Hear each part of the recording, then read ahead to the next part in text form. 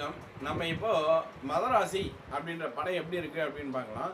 இந்த படத்தில் யார் நடிச்சிருக்காங்க, யார் மியூசிக்கு, யார் டைரக்ஷன் எல்லாம் உங்களுக்கு தெரியும்.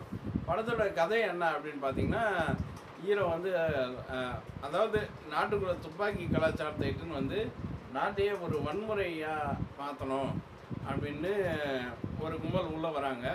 அது வந்து என்ஐஏ போலீஸ் வந்து கண்டுபிடிச்சிடுறாங்க. கண்டுபிடிச்சிட்டு சூசைட் அட்டாக் பண்ணினா தான் இதை வந்து அடிக்க முடியும் அப்படின்னு சொல்கிறாங்க.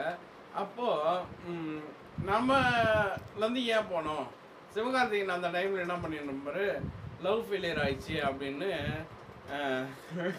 80s வர ஹீரோ மாதிரி கொஞ்சம் இது பண்ணின்னு இருப்பார்.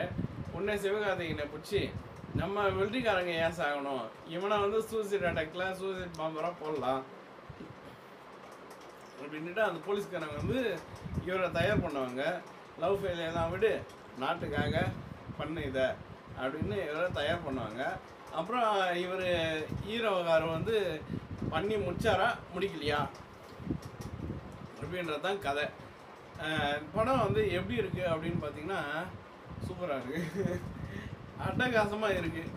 குறை சொல்கிறதுக்கு ஒன்றுமே இல்லை. நான் எப்போவுமே பாசிட்டிவ் நெகட்டிவ் சொல்லுவேன். நெகட்டிவ் வந்து கொஞ்சம் வன்முறையாக இருக்குது. எல்லா படமும் இப்போ அப்படி தான் வந்துன்னு இருக்குது. நெக்ஸ்ட் ஜென்ரேஷன் என்ன போதோ தெரியல, கொஞ்சம் வன்முறை இருக்குது. ஆனால் அதை துப்பாக்கி கல்ச்சரை வந்து நான் அழிக்கிறேன் அப்படின்ற மூமெண்ட் வந்து நல்லாயிருக்கு. ஹீரோயின் வர்றதும் நல்லாயிருக்கு.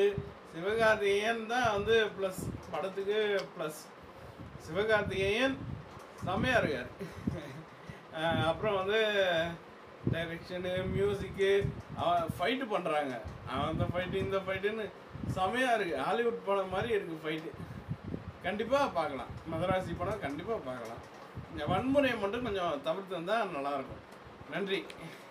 நீங்களும் உங்களின் அன்பு குடும்பமும் வாழ்க வளமுடன்.